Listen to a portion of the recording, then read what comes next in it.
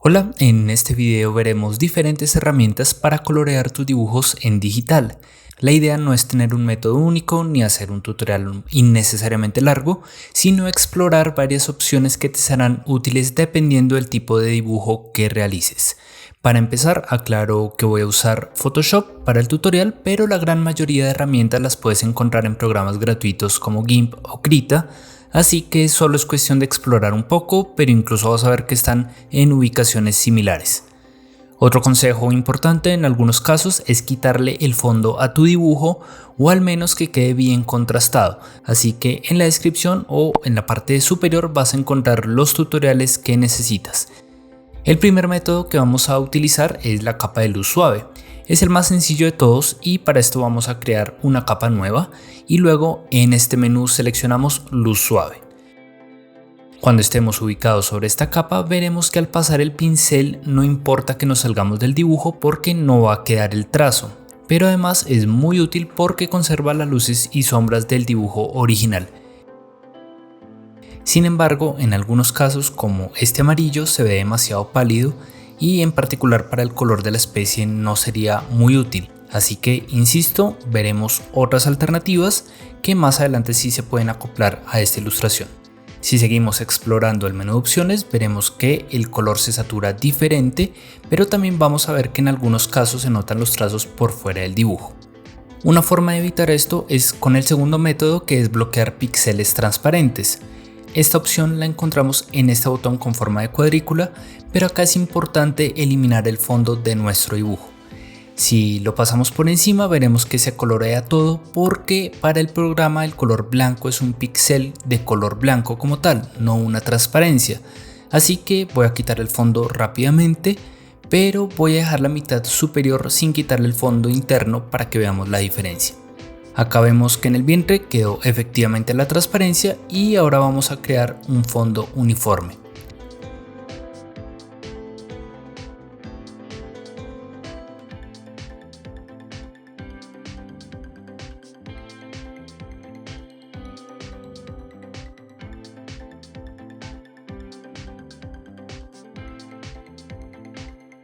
Al pasar el amarillo sobre el dibujo vemos que al no haber eliminado el color blanco dentro del dibujo queda muy uniforme. Ahora sí voy a dejarlo totalmente transparente y duplico la capa por si la necesito más adelante. Al pasar el pincel vemos que salvo algunas áreas ya no satura tanto y el resultado obtenido se parece un poco al de luz suave. Sin embargo, al compararlo vemos que acá el tono se ve más saturado, mientras que en el ejercicio con luz suave se ve más oscuro. En el caso de un retrato esto puede ser bastante importante. Podemos hacer un ejercicio extra que sería usar la capa duplicada y seleccionar una opción en este menú. Acá vemos la diferencia del primer método, que no nos salimos del dibujo y eso nos permite además colocar una capa que refuerce mejor algunos tonos.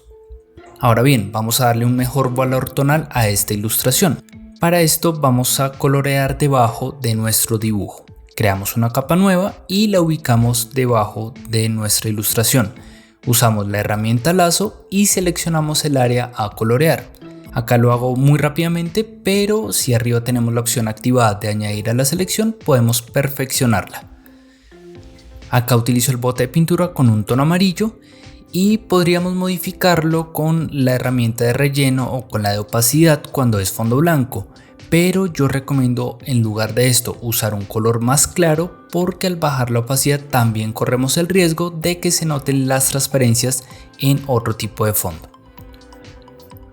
Ahora me ubico en el dibujo y uso un amarillo ocre para resaltar el plumaje.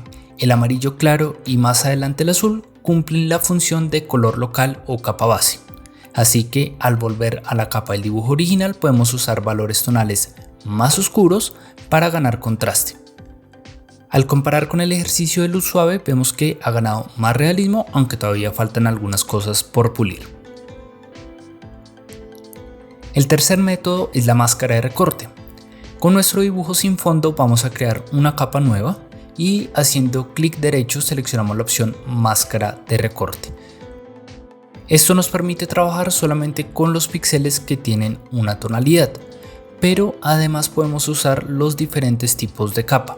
Acá usé la opción multiplicar y vemos que se logra un tono muy similar al del bolígrafo azul. Y es una opción que en este caso me gustó bastante porque equilibra los grises con los tonos vivos. Y bueno, acá ya lo que estamos viendo es la edición después de utilizar la capa de multiplicar, donde comienzo a colocar ya debajo de todo esto una capa uniforme, un color local, de manera que se puedan resaltar los tonos y ajustarlos ya de acuerdo al color de la especie.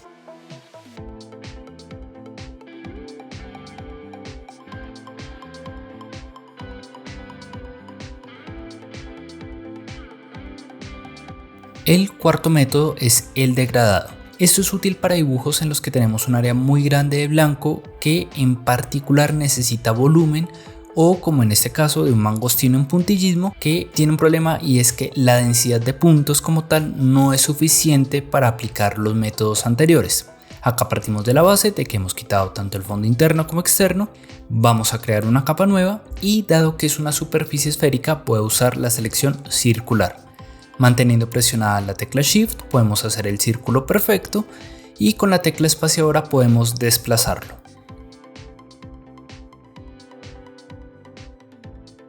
Con la herramienta restar de la selección ajusto los bordes y ya quedó el área a cubrir. Ahora vamos a la herramienta degradado. Inicialmente puede que solo tenga 2 tonos, pero en este caso funciona mejor con 3. Para esto simplemente nos ubicamos dentro de la barra y colocamos los valores que necesitemos.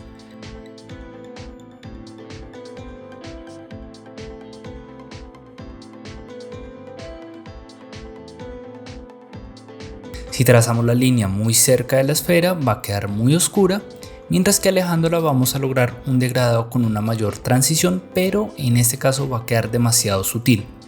Acá lo hice colocando la línea más extensa hacia el borde derecho, que es el que recibe más luz. Ahora continúo con los sépalos haciendo la selección individual.